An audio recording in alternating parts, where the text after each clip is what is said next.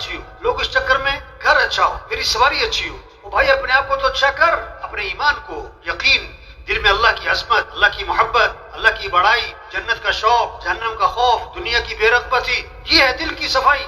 اپنے اعمال اچھے بناؤ, نماز, قرآن کی تلاوت, ذکر, ماں باپ کا ادب, رشتہ داروں کے ساتھ اچھا سلوک, اپنا کردار اچھا کرو, اپنا لین دین صاف ستھرا کرو. اللہ کو سب پتہ ہے کون کیا کر رہا ہے. جیسی کرنی ویسی بھرنی, نہ مانے تو کر کے دیکھ, جنت بھی ہے دوزخ بھی ہے, نہ مانے تو مر کے دیکھ. اللہ نے سارے مسئلوں کا حل بتایا, سارے مسئلوں کا حل اللہ کے نبی نے بتایا. فرمایا احفظ اللہ یحفظک, تو اللہ کے حکم کی حفاظت کر, اللہ تیری حفاظت کرے. من اصلح ما بینہ وبین اللہ یکفیہ اللہ ما بینہ وبین الناس, جو اپنے اور اللہ کے درمیان کے معاملے کو ٹھیک کر لے گا, اللہ اس کی اور مخلوق کے معاملے کو خود ٹھیک کر دے. سارے قرآن کا خلاصہ ایاک نعبد و ایاک نستعین, اے اللہ تیری ہی ماننی ہے اور تجھ سے ہی مانگنا ہے. یہ تبلیغ میں یہ محنت ہو رہی, کچھ چندہ نہیں مانگ رہے, کوئی فارم پر نہیں کروا رہے کہ داخلہ لو تبلیغی جماعت میں. او بھائی توبہ کرو, او بھائی اللہ کو راضی کرو. بچہ پیدا ہوا, سب سے پہلا جملہ کان میں کیا ڈالا؟ اللہ اکبر, اللہ اکبر. سب سے بڑا کون ہے؟ سب مخلوق ہیں, اور خالق کون ہے؟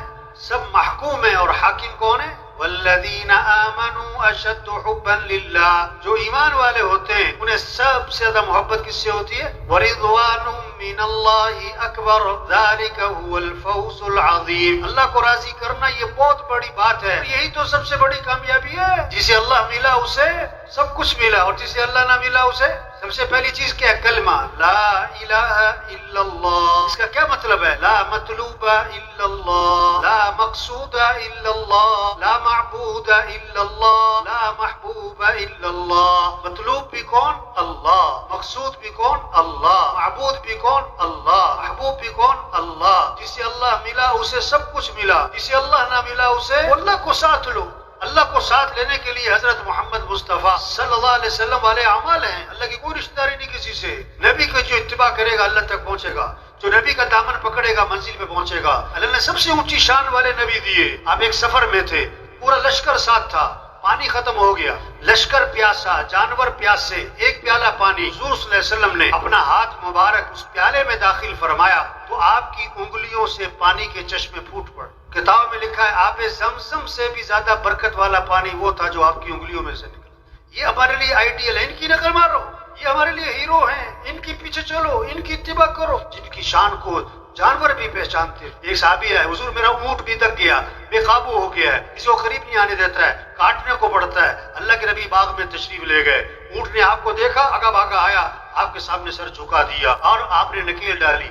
صحابہ نے عرض کہ حضور یہ اونٹ آپ کو پہچانتا ہے؟ آپ اللہ کے رسول ہیں. فرمایا اونٹ نہیں, کائنات کی ساری چیزیں مجھے پہچانتی ہیں کہ میں اللہ کا رسول ہوں, سوائے کافروں کی وہ نہیں مجھے پہچانتے. یہ تبلیغ میں محنت ہے بھائی. ایمان مضبوط کرو, اپنی نماز اچھی کرو, اپنے اخلاق اچھے بنو, اپنی کمائیاں پاکیزہ بنو. آج ہم زمین کے اوپر ہیں, کچھ عرصے بعد ہم سب زمین کے زمین پر چل رہے ہیں, پھر دفن ہو جائیں گے.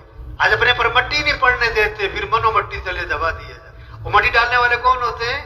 اپنے بیٹا مٹی ڈالتا ہے, بھائی باپ, اور ثواب سمجھ کر مٹی ڈالتے ہیں, اور اپنے ہاتھ بھی قبر پہ جھاڑتے ہیں. اور پہلی مٹھی ڈالو تو کیا پڑھو؟ انہا خلقناکم, اسی سے تو پیدا کیا. اور دوسری مٹھی ڈالو تو کیا پڑھو؟